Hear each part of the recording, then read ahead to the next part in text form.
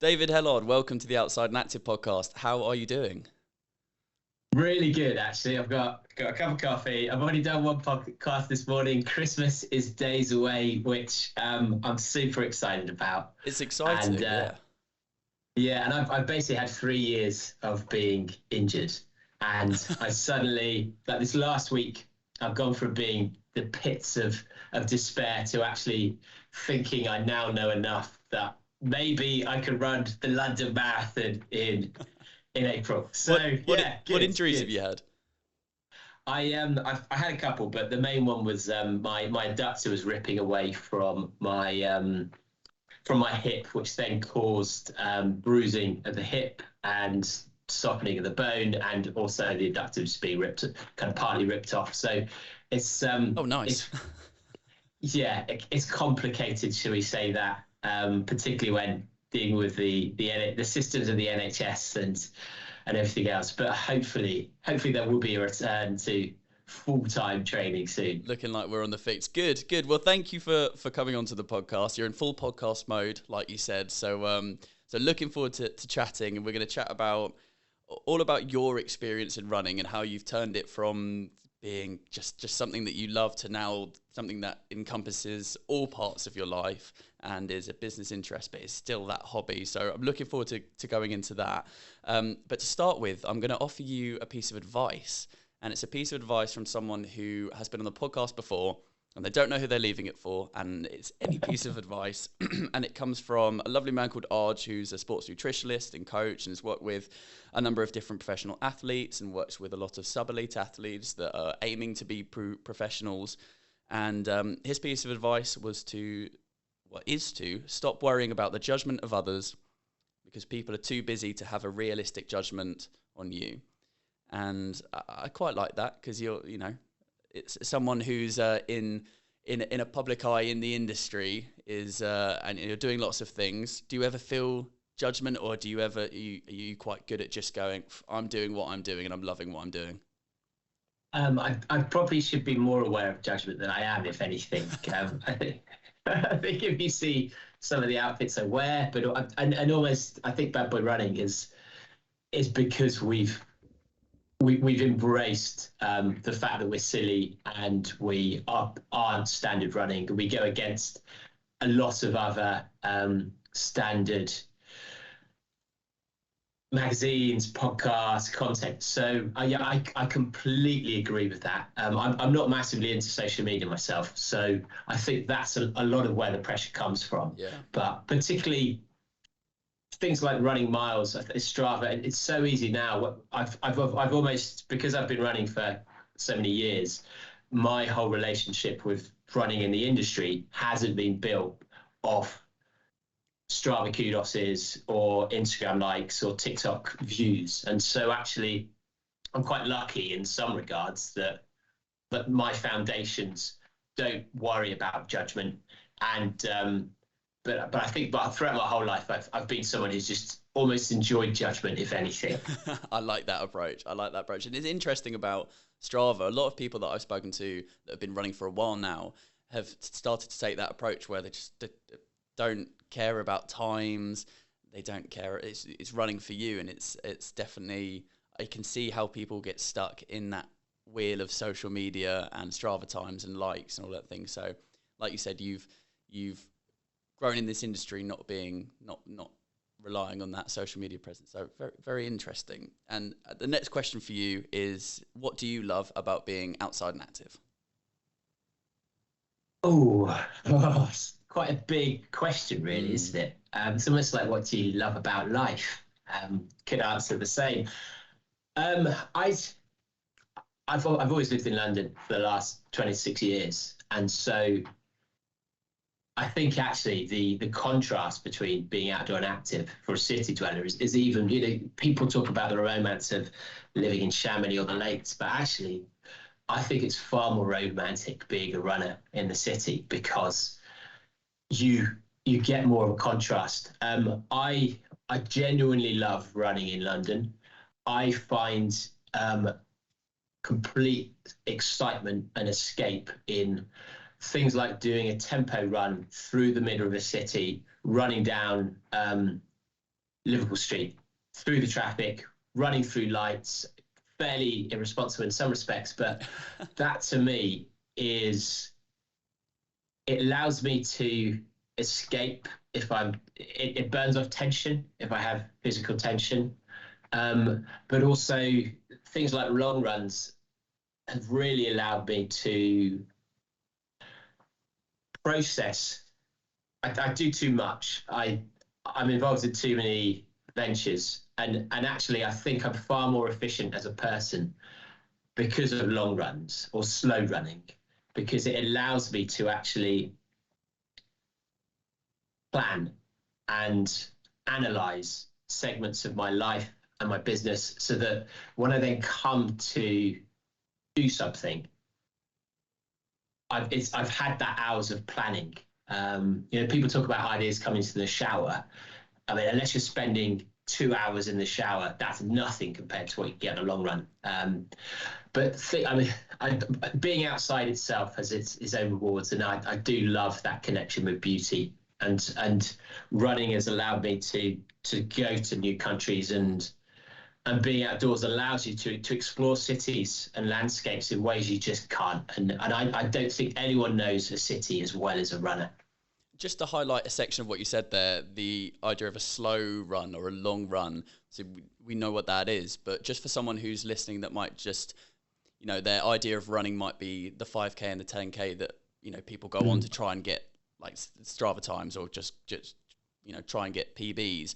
How would you explain what that long run or slow run is, and then how your brain can start to tick and release?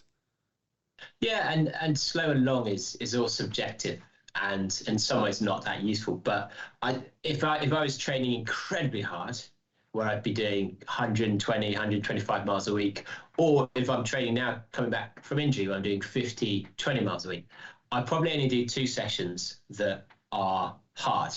I'll do an interval session and a tempo session. So an interval session is just short and super fast, trying to get quicker. Tempo session is where you're trying to run an increasing distance at a timed pace that might be a marathon pace, half marathon pace, with the intention of extending how long you can run at that pace for. Long and slow is everything else that's not that. So actually, when I run to work, or when I get off the train and run to work, that's 1.5 miles. If I run to work, that's 5 miles. That to me is slow. And that just means I don't know what pace I'm running. I could be in conversation the whole way with someone. It doesn't feel physically exerting. And that could be massively different paces, depending who I'm running with. So I could run with someone who would, in their head, would say, I'd never run with you. You're too fast to run with me. Because actually, getting faster is about time on feet to a certain extent, and the whole ethos of 80-20 running is you should be doing 80% of your running easy. That's debatable now if you're really top end, but I think particularly for slow runners, just going out and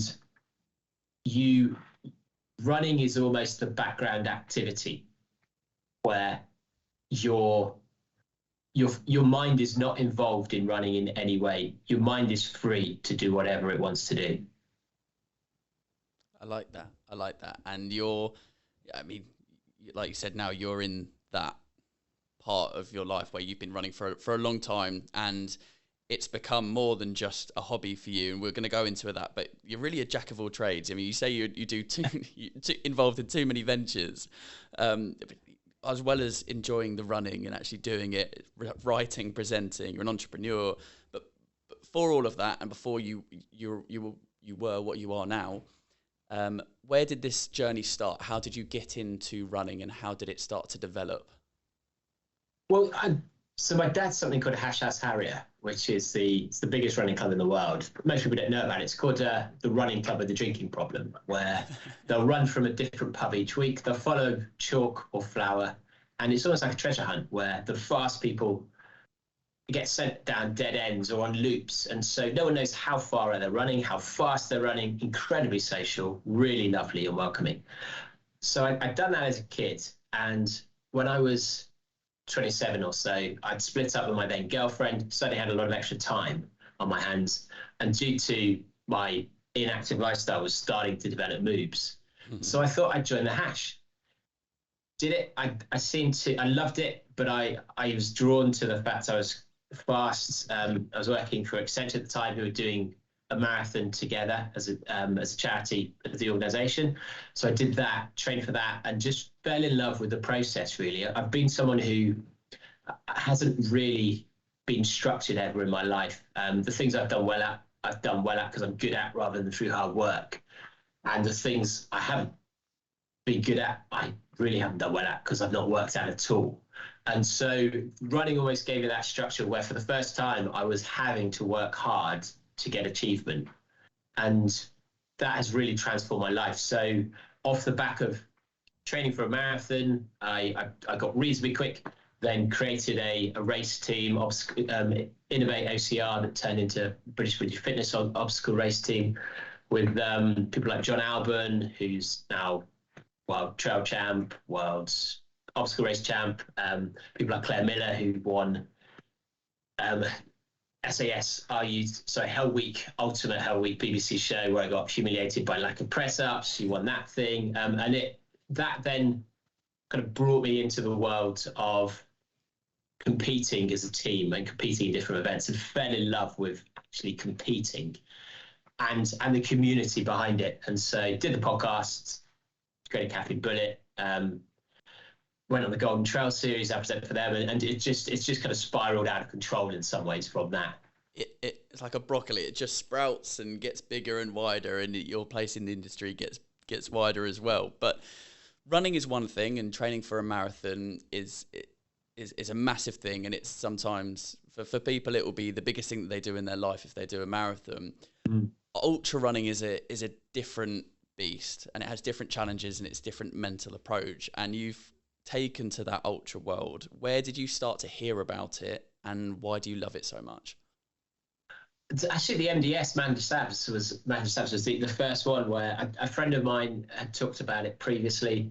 A guy from the Hash, a guy called Mark Hartel, who used to, until this year, have the record for the most peaks ran in the Bob Graham rounds in 24 hours.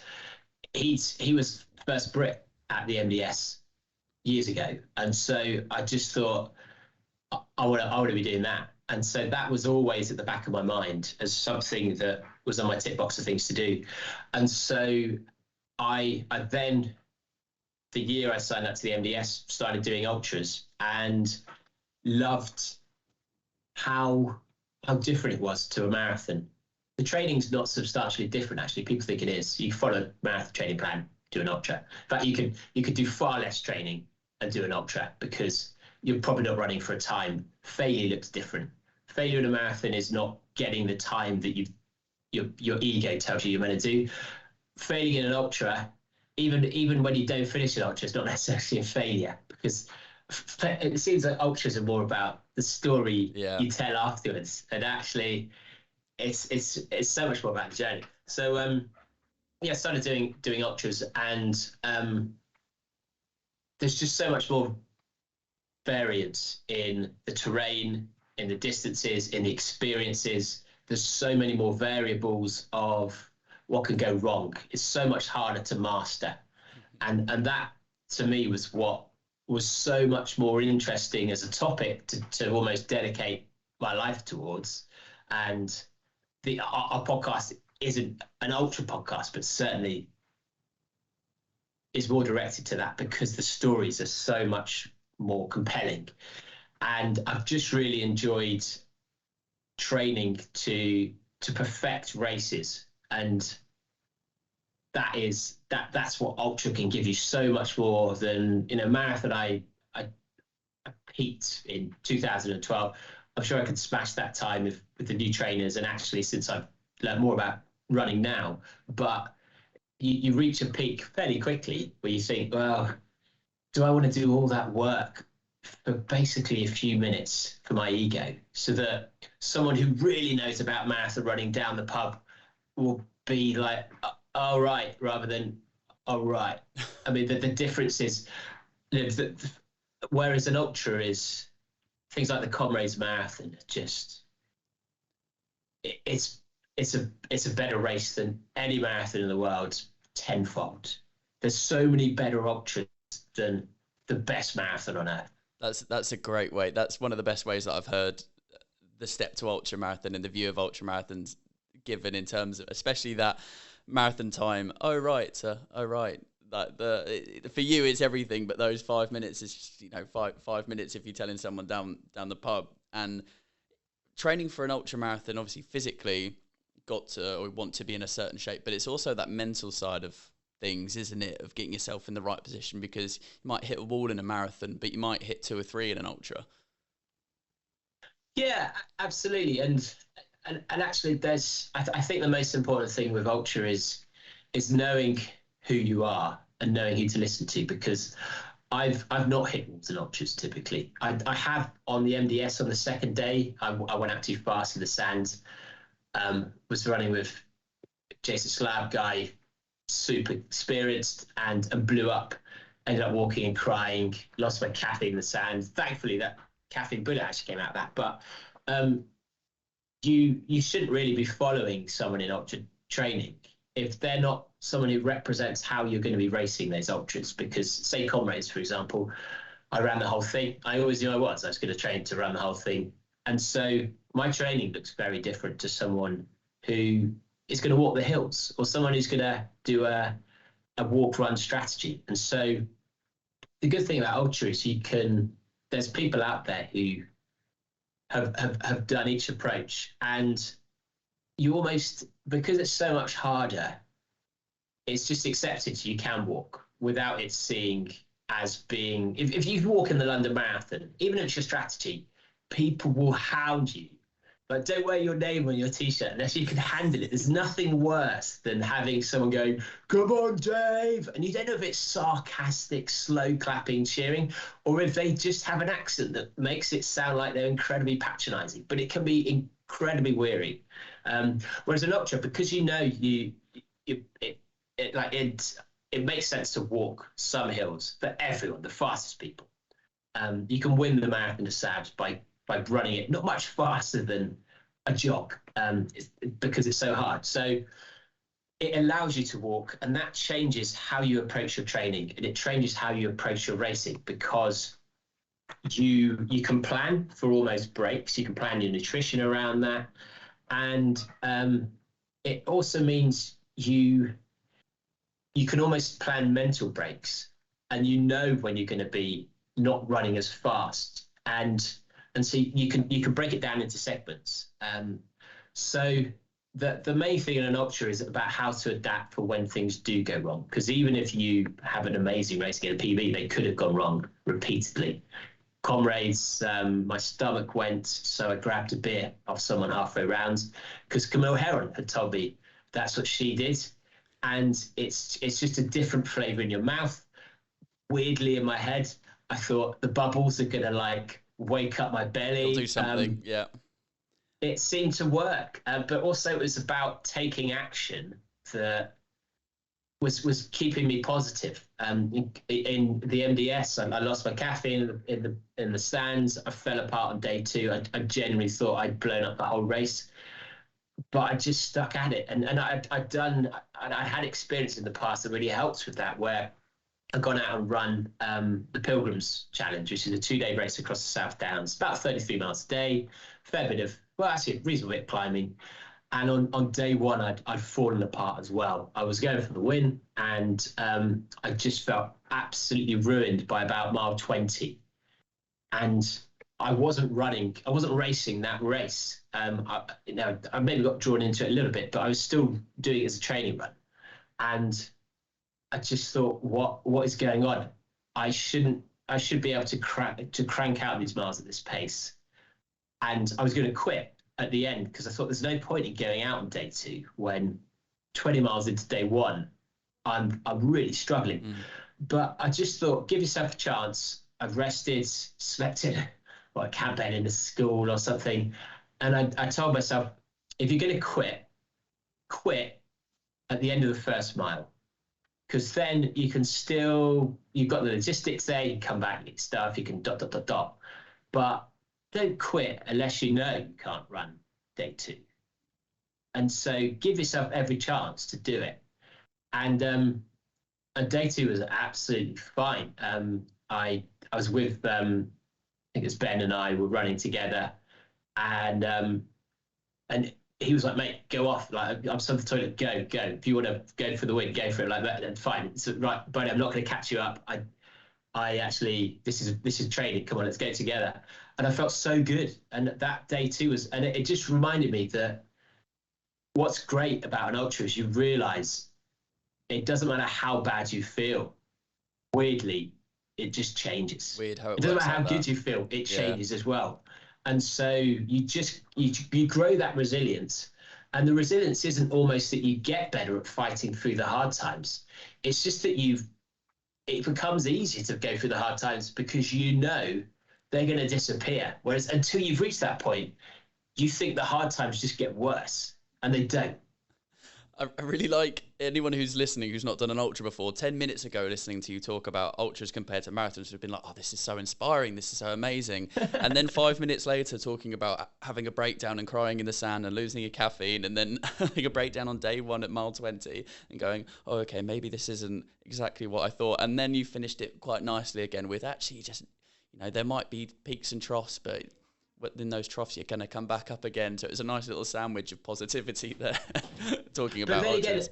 But those negativities are all caused by my own expectations. You could go out and run an ultra, and you could do it. For example, I did the Beer Loves Marathon. You could do it the same way as that. So I was training for comrades.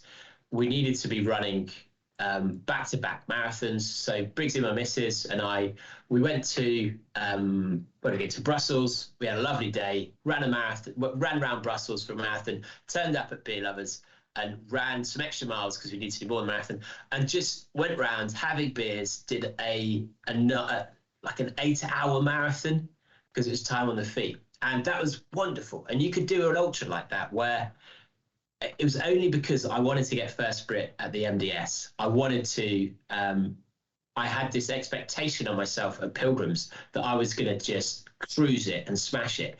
That's why I was having a bad time, because of the pressure I put on myself. Whereas if you go into it with the spirit of how I did the Beer Lovers, or I have done some, when I ran the London Marathon and was the fastest, that was leading the London Marathon 400 meters. That was my challenge for the charity.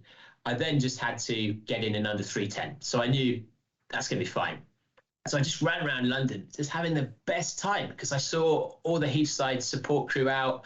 I was chatting to other friends who were going for sub 3 or 3:05. And because I didn't have any external pressure, there weren't any bad times, because the bad time was only in relation to something else. And so if you don't build up that pressure on yourself, and you're a first ultra, just turn up with an expectation of no expectation. I'm just going to see what happens. I might not even finish. And then you can stop and have a chat and have cake at the aid stations, and you can change your speed. You can run slightly faster with a person if you're finding the conversation enjoyable. You can stop back if you're lonely. You can walk if you're knackered. But the whole failure's our own narrative, and so you get to decide if you're having a bad time or if you're failing. And knowing that actually means that you can establish rules where you never fail and you never have a bad time. I like that. We've established your running credentials and that you love it and that it's a hobby still. So then how does a venture such as Bad Boy Running come about, and also what is Bad Boy Running for someone who might not have heard of it before? Well, yeah. So Bad Boy Running was, I guess the lesson for how to get running as your career was just start doing things. So I knew Jody, who is the co-presenter of Bad Boy Running, because I was bored at work. I saw an advert to help in PR for the Sierra Leone Marathon. I wrote to them and said, "I'm sure I can help you with this." Wrote to Men's Running and said, "Look, we want you to send someone to come and do the Sierra Leone Marathon." They sent Jody, because Jody was almost the Carl Pilkington of that magazine. And for some reason, the organisers, because he came on late, just neglected him. He had the work. He was staying in a place where he had to, when he finished, he traded his finisher's medal with an old lady to get a bucket of water out of a well to give to him so he could wash in the dark in his room with no electricity, where there was no window, which meant the floodlit party that people were having every night kept him up. So he just had this horrific experience, and I delighted in how terrible his experience was, so much that I was like, he became a friend for life. And we always thought there weren't really anyone telling the stories that we'd always have about running down the pub. So Bad Boy Running was spun out of that, with trying to tell the side of running, warts and all, that does exist in many formats now, but didn't in 2015 or 2014 when we started. We said we'd never make it longer than 20 minutes. It was never going to be all these rules that now that we record twice a week and often can do really long episodes. I guess now it's a community of people who are kind of rebels, but also embrace magnificent failure, and range from people that don't run and just sign up for things and order a pizza and have a beer and stay in bed instead, to really high level athletes. So we will now interview the best runners on earth, but also the people with the best stories. I like that. And when you say about going against the grain, because you touched on that earlier, and that idea of the community, being rebels, what can you expand on that further? Well, we've Ali Bailey, who I've been fortunate enough to meet through the podcast, she coined the phrase, I don't know if it's hers, but I think it might be, is what was it? Dick around, but don't be a dick. Yeah. That's probably our ethos. Like, we're good people. We never want our actions to impact on anyone negatively, but we'll do things like, I put on the Beerathon, which is a 5 mile, 1 mile lap race where you have a pint of beer and you have a British fodder after each lap. That's silly things like that. Or we've got a bet coming up where the loser has to smear peanut butter all down the back of their shorts when they run a marathon, and put it all down their hand and their arm and run a marathon for it. And that's amazing. And just things like that, where we're less obsessed with. We do like performance. I'm into my performance. Jamie's really not. But we just want to have fun and enjoy running, and get the most out of running. And that doesn't necessarily mean going to track and doing more intervals to cut down minutes. It does mean that for me sometimes, but it doesn't always mean that. So our community is very silly, and the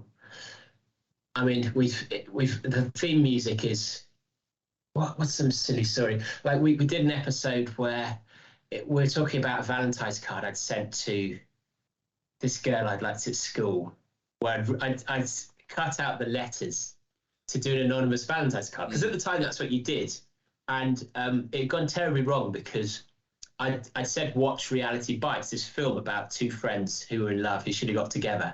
So I thought if I wrote that in the Valentine's card, that would she'd be like, oh, this is a film, we're on Reality Bites, I'll watch it. She'll see it, she's like, oh, I should maybe value my friends more. She realised it was me, we'd fallen in love. But she saw it as kind of a veiled threat. and we're on another podcasting one called 10 Jump Miles, and they found the story very fun. And I'd been on a session all day drinking, so I maybe a bit more loose lips. We ended up calling up Gypsy on the podcast, and it turned out she didn't actually know the letter was from me. Oh, really? And so we had this has now become a thing where Gypsy's now part of the story of the podcast. We have almost our own lexicon where, for example, summiting is if you get your end away during a race. Wow. Not, and so I should have thought of good examples. But no, they are. It's revitalized. It's keeping the fun in running in a community which is amazing, but can be very stressful and competitive. but you're absolutely bringing the fun and the energy. And if anyone that's listening has been to the National Running Show in Birmingham, they will know when they've been, or even if they haven't sat in the ultra stage, even if you've been in a close proximity to the ultra stage, you know about the energy and the fun that is taking place by you guys who, you host it with Bad Boy Running, the ultra stage. And that kind of works quite nicely with how you've also then added presenting and hosting into your repertoire of things that you do. So kind of a twofold question there. How did that come about? And then also chat through the experiences that you try and have and create on the ultra stage with Bad Boy Running. Yeah, I mean, it's a lot of it's luck, but then a lot of it is if you're everywhere to everyone to at all times, then luck kind of creates itself. So because we've established a community and we've been successful with the podcast, then the Golden Trail was purely, we'd interviewed Greg. And actually, it's partly how my mind works. I interviewed Greg, who was the athlete manager of Salomon, because I thought if I interview him, it's interesting to hear about how athletes are managed and how their contracts work and things like that. But also, suddenly, Greg could then get me in with Killian and do an interview of him, and could get me in with Remy Bonnet, and could get me in with Stian Angermund and Mort and Judith Reader. And so he came on the podcast, and a really good episode talking about bringing trail running to new countries, as he has done with Salomon, in Nepal, and finding athletes like Mia Rai, and bringing them into international prominence. But he just needed someone, and thought, who can present the Golden Trail, who could do it in an entertaining way, who actually got passion for it. And he just emailed and said, do you want to do this job? I was driving on my mini moon with Briggsy, and just read the email and just went, oh my God. And Briggsy thought it was bad news. And it was just email saying, David, do you want to come and travel for 7 weekends and just report on the Golden Trail? We need to start in 2 weeks. And I was like, yeah, I do. It's just as simple as that. I guess because I'm not tied to a full-time job, that has allowed me the freedom to do stuff like that. Things like presenting the running awards was because I helped Sam out. I'd said to Sam, do you want us to do a live podcast from the running awards? We had, it was very silly, very fun, and just became friends. And whenever we needed advice on potential sponsors, how to contact different brands, I'd be like, oh, there's that person. I guess if you're just in the middle of things and you know everyone, and I do like everyone in the industry. I'm lucky that I just love people. Like, I really love all people. I find boring people quite interesting. I just find a way to make them interesting to me. Or and actually, no one's boring. Everyone's interesting if you find the right topic. So that's good. I think I'm lucky in that I genuinely love people, and that means that I hopefully am friends with most people, and that means when opportunities arise, they know you, they want to work with you, and people want to work with their friends, right? Definitely, and it creates entertainment. I mean, the entertainment again, and the ultra stage. I think it was last year at the show where I remember I was on the completely other side of the show, and I see a man running round. What's going on? 10 minutes later, another person running like their life depends on it round the edge. And what's going on? And speak to the person who does the content. She said, I think Bad Boy are doing laps and timing people, and you were doing laps and timing people. It was amazing. And then you were also doing beer downing competitions and keeping times for that. I mean, it's great energy. Where did these ideas come from? Is it just, again, that idea of trying to have fun and trying to do something different? I think almost ideas, you train your brain into it, where I used to work in television development for a while, and I think most people think of you're creative or you're not, and that's just not true. You in the same way, it is a skill. And there's one guy I know called Shed Shimov, who's one of the most creative people I know, worked in TV development, but used to work with him. So he's, for example, written a book called 50 Shades of Grey, where it's the different spelling of grey than the film. And it's a notebook with 50 different coloured pages of grey. So he's made a business of coming up with ideas for that. And that did incredibly well. But we used to, in TV development, you'd have a bag with lots of TV shows, and you'd pull two pieces of paper out of the bag, and you'd say, how do I cross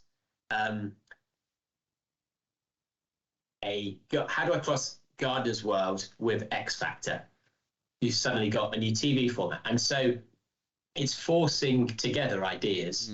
And so, for example, the lap is just Top Gear with running, right? And that's what Marathon talked to you.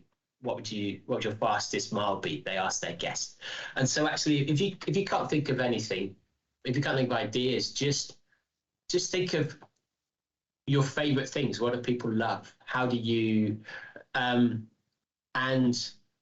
just start pushing things together, and you suddenly come up with lots and lots of ideas. I mean, I think my brain does work slightly differently anyway, and it always goes towards the naughty thing to say. It's the chimp on your shoulder. I'm the chimp, and the thing on my shoulder is probably all the things that that's the thing I should be listening to more in my life. But yeah, creativity is actually it's a process, and we've been with Caffeine Bullet, we've been coming up with some new ideas where my team, I'm asking them to write scripts about us against other products like Red Bulls or coffees, and just it was they're struggling to come up with jokes like, well, just coffee. Think about, get a list of every type of coffee, analyze what's the ingredients of coffee, analyze all the shops that sell coffee, come up with all these lists, and think of how to twist those words into new words, or think of words that rhyme with those words, or think of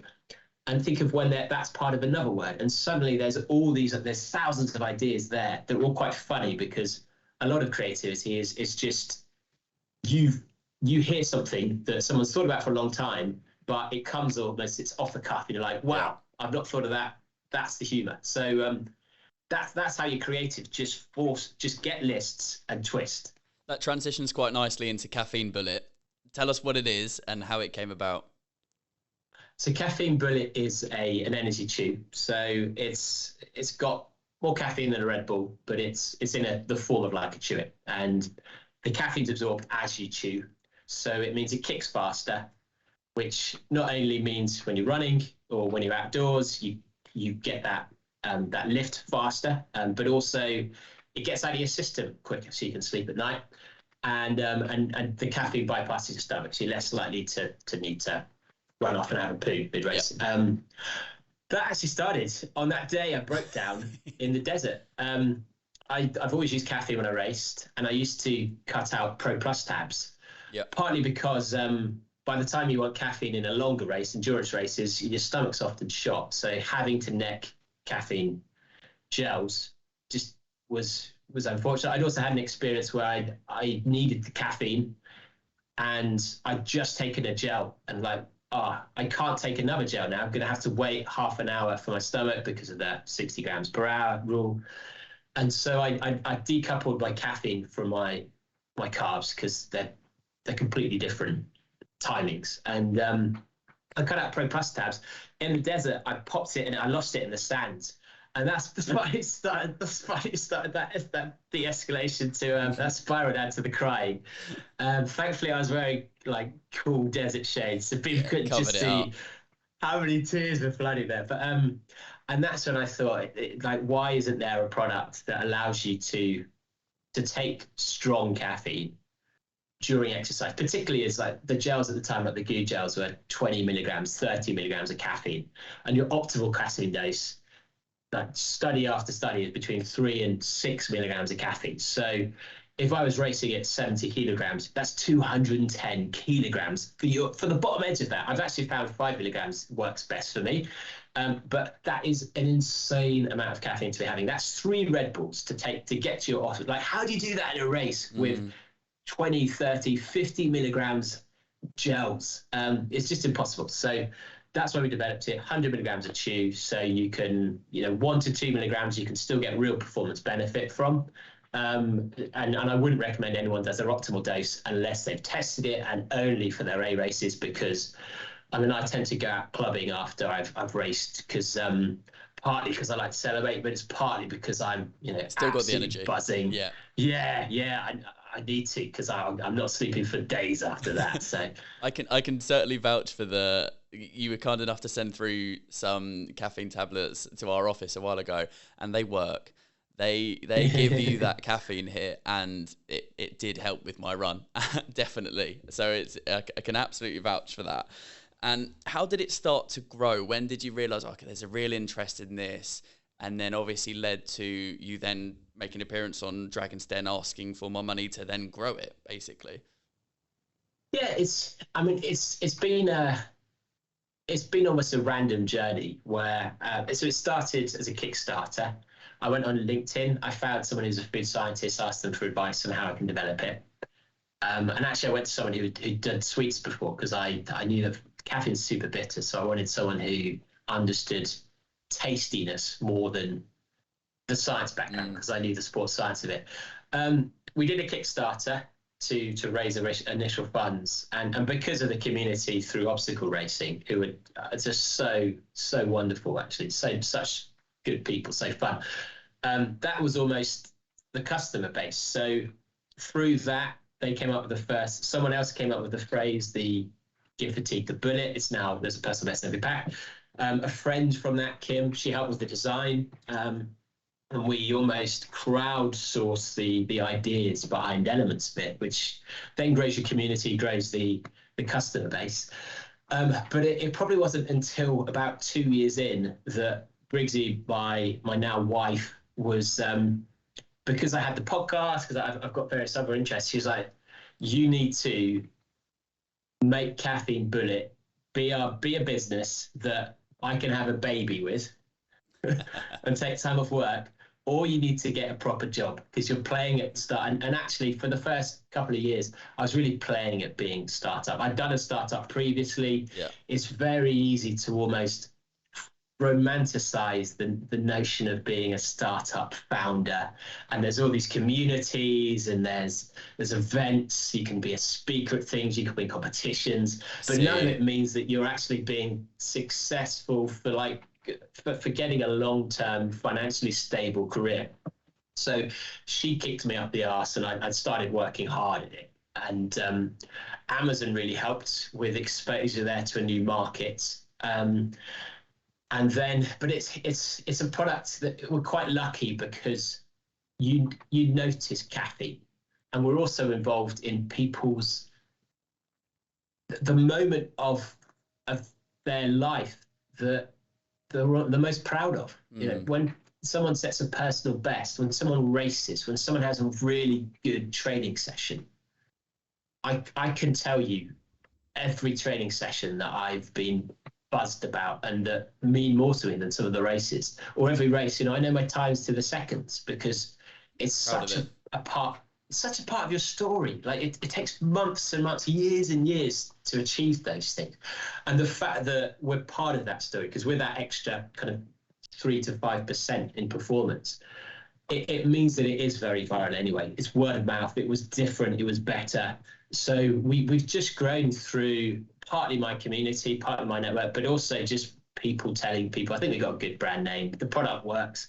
And then Dragon's Den was more about, I love publicity, as you probably figured out by now. I also just find things like that fun. And I'd always back myself to come across well. Not always true, if you look at, but I also genuinely wanted advice, because I've worked at, I've never really scaled a manufacturing business, and it's really hard. I think the hardest thing about being in a small company is that I think from the outside, it's what are your challenges to growth, but it feels from the inside like everything is putting out fires, everything is constantly going wrong, and you almost have to do so much work not for things to collapse in on themselves. And For example, the chew, when we first, it's really hard to get the balance right. And so the chocolate orange one, we reduced the caffeine slightly to 85 milligrams, which made it, but because of the formulation of it, it was slightly firmer than the mint. Right. And we didn't realize that in the freezing cold of a Canadian and North American winter, it turned into basically a solid form that cracked and was, and we didn't know that. We'd never tested that before. And so we got all these negative reviews in Canada suddenly where people thought it was stale, or it was a very different experience to the one they'd expected, because as soon as the product's different, they think something's wrong with it, not that the conditions for that.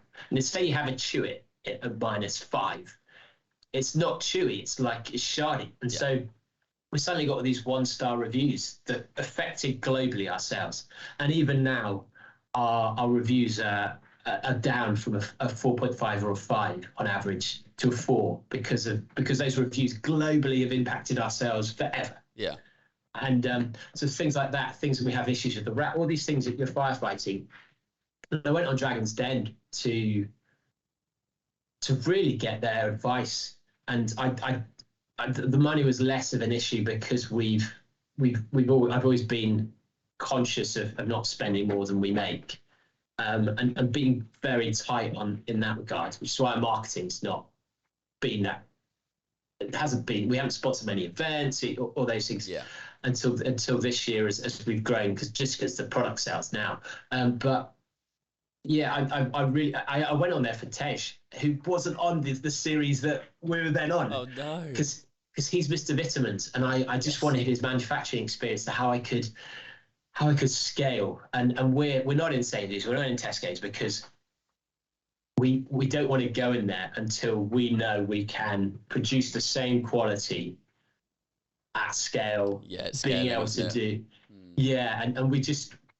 I think in about 3 months we'll be able to do that.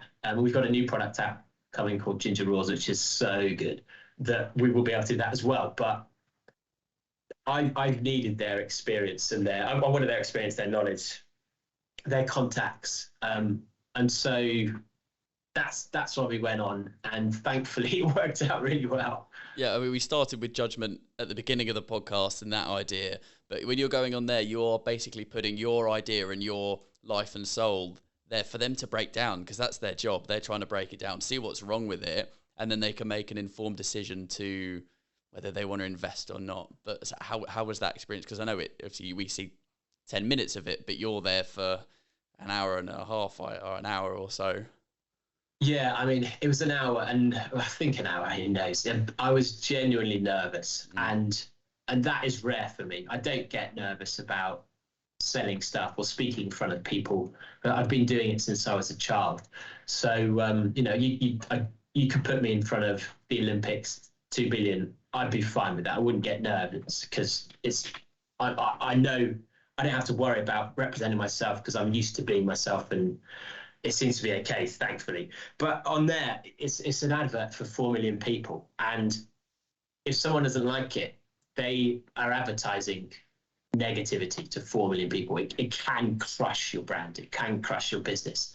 So I was genuinely worried about that, particularly because it's a product. Caffeine is something where some people don't respond to it at all. 10% of people don't respond based on their DNA. So someone could try it and say, these are rubbish. It hasn't done anything for me. I can then explain about stuff, but it might not make the edit, because it's not snappy. And so it's just a massive risk going on there. And because of that, I tried to think, how can I position myself in a way that they'll hopefully think this is a nice person. So I sang a song that was terrible, because I just thought, at least they know that I don't take myself too seriously, and I clearly don't think I'm a great singer. And so I'm positioning myself as like, guys, I'm here to be honest about stuff. It almost didn't work out, because Deborah, who was the dragon I wanted, we've really struggled with trying to get fully sustainable packaging, and it's just impossible at our scale without we'd if we could do it, but the packaging would cost more than the product itself, so we'd have to double the prices, and It people has a wouldn't buy domino that effect. price. Yeah. Yeah, so we went. I wanted Deborah to help me with that. Actually, I wanted Deborah because she's my favorite dragon. I just think she's brilliant. I think she's a thoroughly moral person, and a Yeah. nice person as well. And for some reason, she just hated us from start to finish. She didn't get the product. She For some reason, she thought I'd almost boxed her as just being environmental, and even though I'd said, she's a great product as well, she was just really didn't like us. Yeah, which happens, I guess, in life. I couldn't win her back with a cheeky smile, which I normally do, and so yeah, she tore us apart, and that's when I was quite nervous, because often when one person goes, it sets the tone and others follow. Yeah, it does. But thankfully, Sarah Davies actually saved us. She's a runner. She's also a lovely person as well, and she really bought into the idea of it, particularly because it's low calories. It's like 27 kilocal, so you can train fasted. And for her, that was super exciting. Like, how do I get motivated to exercise without taking on calories? But yeah, we ended up with when Deborah tore me apart, the way I'd responded, which none of it was in the edit, that made Peter get on board, because she basically tore apart our packaging, the size of the labeling, all these things, and she was completely right on everything she said. And so throughout the whole thing, I was like, yeah, okay, good point, we'll change that. Yeah, I hadn't thought of that. And I think that meant Peter wanted to, I think you realised that he knew that I knew I didn't know a lot of stuff and wanted help, and was not just prepared to listen, but wanted to, like, I was asking questions.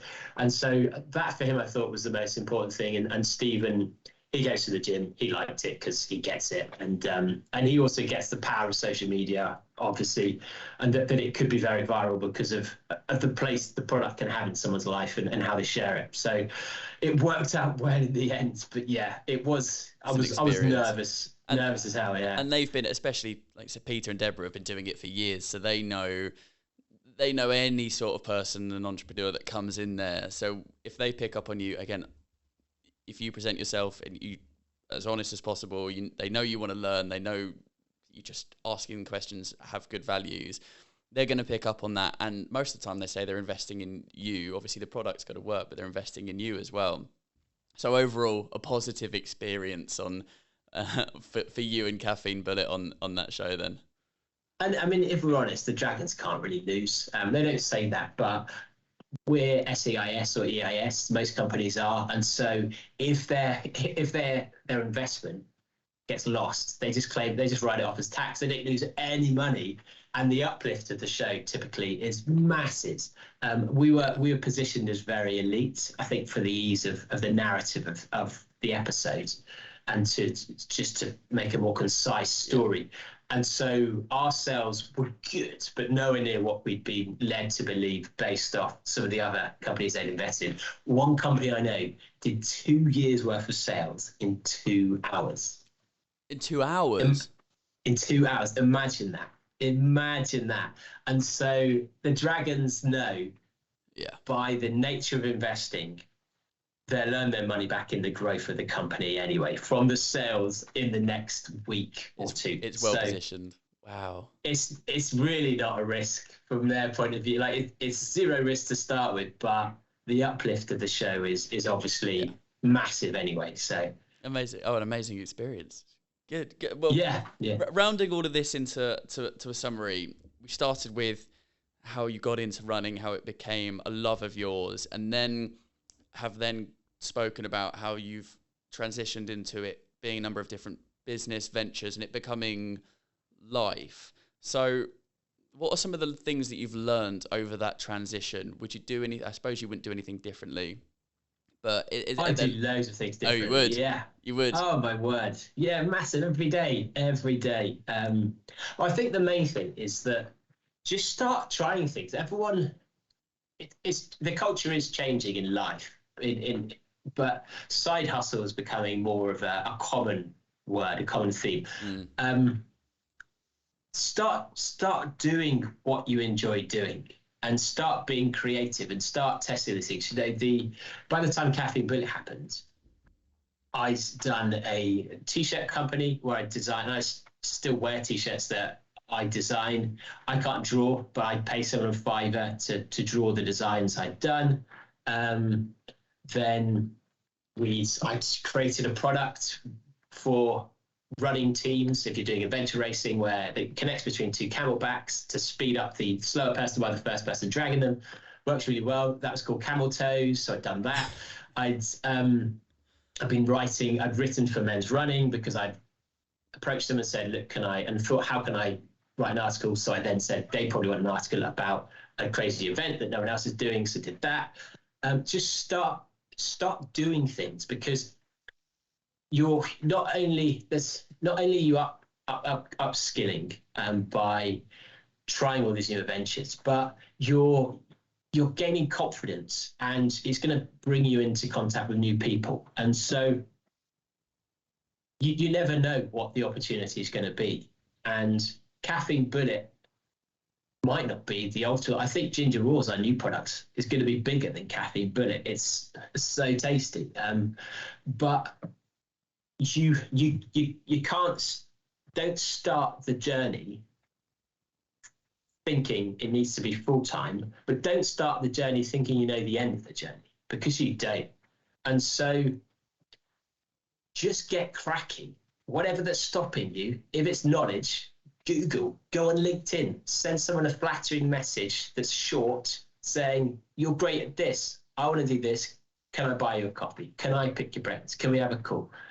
Because I could do brain surgery. All I'd have to do is message someone who did brain surgery and said, "Come and do brain surgery with me." Job done. Suddenly we're doing brain surgery together. And so I'd say just start doing things earlier, and you really don't know what direction things are going to take you in. And the Running Award sadly doesn't look like it exists anymore, but I ended up being the presenter of the Running Award purely because I suggested doing a podcast from there.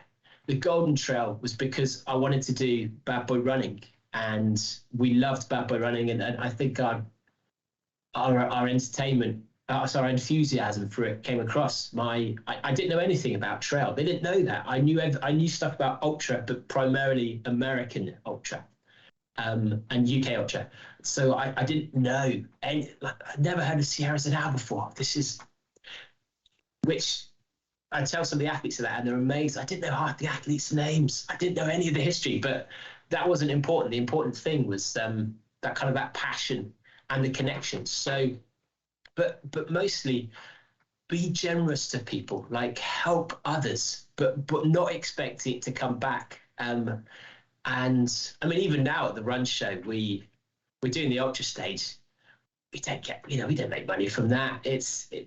We do it because I love it, and it's really fun. And the podcast has never made a penny, but everything else has come because of that. And the running club is just because people wanted to do it. Like, be generous in your time, help others in the things you love doing, and it just rewards itself. And if it doesn't, you're gonna make for better friends. You're gonna make more connections. You're gonna enjoy it more anyway.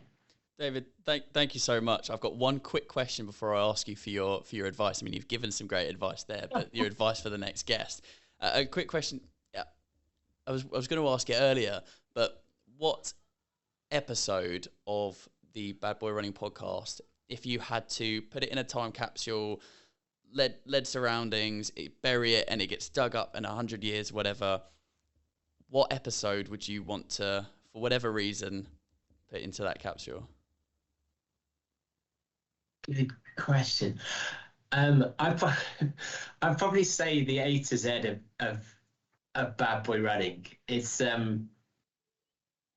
it's actually 3 episodes, but and it's the one that would just set us apart from everything else, for good or for bad. So it's almost like a soap opera, the podcast, where we talk about our guests. We talk about Mike's been on it. We talk about Mike C. We talk about people in our lives. It's got me in trouble with the missus before, and we've reached a point where we'll still get now. I don't know how many episodes we've got, 400 or so. People get back and start from the beginning. Even now, if you look at the number of downloads of early episodes, it was the middle. People are doing it from A to Z because it's the story of our lives, but also the development, the community is in there. So to try and help people shortcut that, we did this thing called the A to Z of Bad Boy, where we thought we'd explain all the stories to do with Catherine Ryan, which is another one that people don't know about, which you'll have to listen to that, and all these mysteries and silly jokes and to do with punching G Law in the face. And so we thought we'd record everything, what the term like aggressive cornering, what that means, and all these little jokes. But we didn't realize how many there were, and it ended up being, I can't remember how many hours of content, but we had to split it over 3 different episodes. Yeah. But it's basically a best of very, very funny, silly, stupid stories, which I think if we've had some amazing guests, we've had some interviews I've been really proud of, in like Chrissy Wellington one, where she revealed about being bullied when she first joined with the triathlon camp. She hadn't talked about it before. We didn't know that conversation was there, or Charlie Webster, and just some of the stories in there that just through opening, just asking questions differently, or with Jim, where Western States winner, and he talked about his was how he got into running, and it was incredibly emotional, talking about he was done for drink driving, and that set him up in a nuclear base in the army. It just meant his life was hell from that moment on, and that was just an unbelievable episode to listen to. But there are loads of podcasts with amazing episodes, with great interviews, with great guests. I think what stands us out is the silliness we bring to it, and that is the A to Z of Bad Boy Running. The silliness, absolutely. So go and check out Bad Boy Running podcast. You could listen to, start with the A to Z, but listen to all that back catalogue. But for all of the other stuff that you do, where can people go to find out more about David? I'm not really on there very much. I don't. Just Bad Boy Running. I hide behind Bad Boy Running. I've got an Instagram account. I don't post. I'll do the odd Facebook thing, but feel free to message me on any of those if you've got any questions. I do have a website. I don't really update it. It's there. It's there. Just sits there. Caffeine Bullet's all the usual things. The main thing I'd say on Caffeine Bullet, if you're training for a marathon at the moment, we've rewritten the best marathon training plans now, and we've looked at 80-20 running, introduced that. We've actually looked at the weekly mileage. We've looked at the increase week on week. We've analysed that. We've analysed the number of easy miles. We've also analysed the intensity build up, the ACWR ratio, month on month. And so I genuinely think now we've got the best marathon programs on earth, from sub 9 all the way down to 2:30, half-an-hour increments, sometimes 50-mile increments. And we've also got free training programs with those, where each week you get an email that talks about a different topic relevant to your training of that marathon training program. So we'll talk to Guillaume Millet, who analysed fatigue in UTMB as part of his thesis. To understand fatigue, we speak to Professor Andy Jones to talk about the physiology of Paula Radcliffe and and so you'll get all the training plans for that. So those are the things that free we can offer, that are probably the best thing we can help you guys with. Amazing, David. Thank you so much. Really appreciate all of the information and interesting things that you've spoken about on this podcast, and it's as expected a very, very good time with some laughs in there. The last thing that I need from you is a piece of advice that will be given to a guest coming onto the podcast in the near future. Um, I'd say stop doing the things that you think you have to do or you're not very good at. Instead, find someone else to help you with that, whether that's outsourcing to Indonesia for $3 an hour or asking a friend, and put all of your time into the things you like or the things you're good at, because that will improve your life far more than having to spend stress, time, and energy on things that someone else can do for you faster and better than you can do yourself. That is a perfect way to end this podcast. David, thank you so much. Thanks so much, Dominic.